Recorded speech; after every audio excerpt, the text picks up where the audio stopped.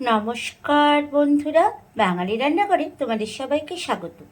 আজকে চলে এলাম আমার রান্নাঘরে একটা নতুন রেসিপি তোমাদের সঙ্গে শেয়ার করব। আজকে অনেক দিন পর বাজার থেকে তোমার দাদাভাই একটা জিনিস নিয়ে এসছে। অনেক দিন থেকেই এটা খাবো খাবো ভাবছিলাম, কিন্তু হয়ে উঠছিল না। তোমার দাদাভাই মনোপুত পাচ্ছিল না, তা আজকে বললো বাজারে নাকি মনোপুত পেয়েছে। তো চলো দেখে নিই কী নিয়ে এসছে। আজকে নিয়ে এসছে কচুর শাক। আর দেখো, কচুর শাকটাকে আমি ভালো করে ধুয়ে এখানে ভালো করে সিদ্ধ করে নিয়েছি।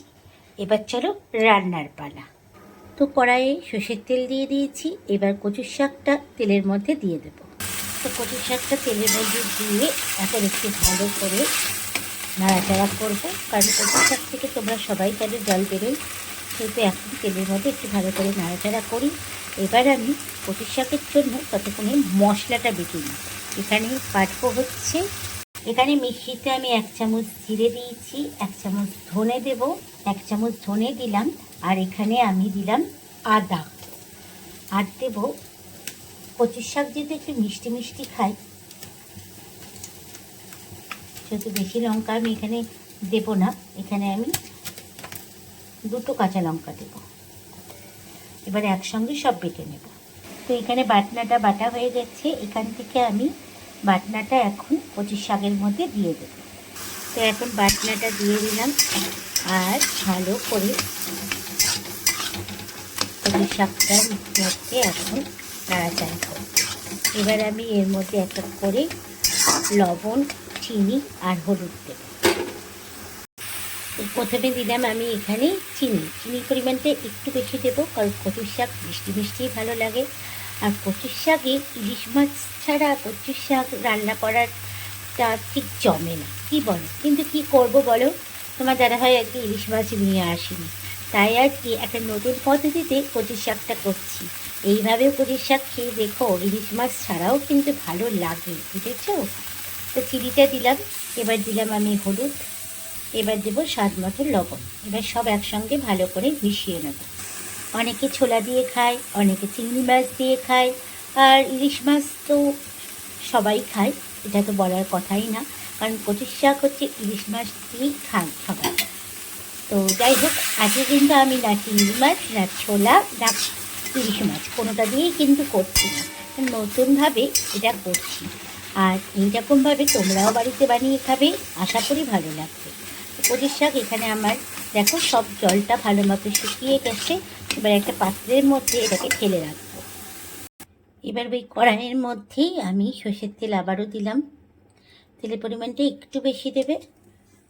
এবার আমি এর মধ্যে দেব ফোড়নে শুকনো লঙ্কা, তেজপাতা। তো এখন ফোড়নে তেজপাতা, শুকনো লঙ্কা দিলাম, আর দেব কালো জিরে দিলাম। এবার একটু ভালো মতো তেলের মধ্যে নাড়াচাড়া করব।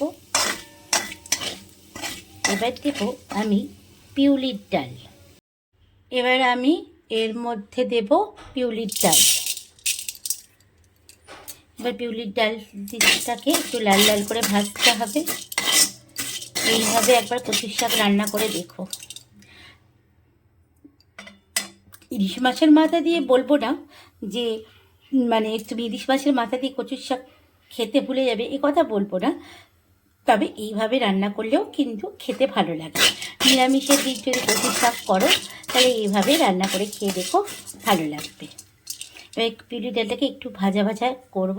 তো ডালটা এখানে আমার ভাজা ভাজা হয়ে গেছে। এবার যে কচুর শাকটা তুলে রেখেছিলাম ওর মধ্যে দিয়ে দেবো। এবার ভালো করে নাড়াচাড়া করবো। তো কচুর শাকের জল আমার পুরোটাই শুকিয়ে গেছে, দেখতেই পাচ্ছ। এবার আমি এর ওপর থেকে ঘি দিয়ে দিলাম। ঘিটা দিয়ে একটু ভালো করে নাড়াচাড়া করবো। এবার একটা হয়ে গেছে, পাত্রের মধ্যে এটাকে ঢেলে নেব। তো রেডি হয়ে গেছে আমার কচুর শাক। তাহলে এই রেসিপিটা তোমাদের কেমন লাগলো অতি অবশ্যই কমেন্টস করে জানিও, ভালো লাগলে লাইক করো। দেখা হচ্ছে আবার একটা নেক্সট ভিডিওতে তোমাদের সঙ্গে। সবাই ভালো থাকবে, সুস্থ থাকবে।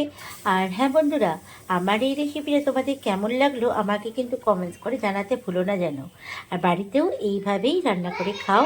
আশা করি ভালো লাগবে।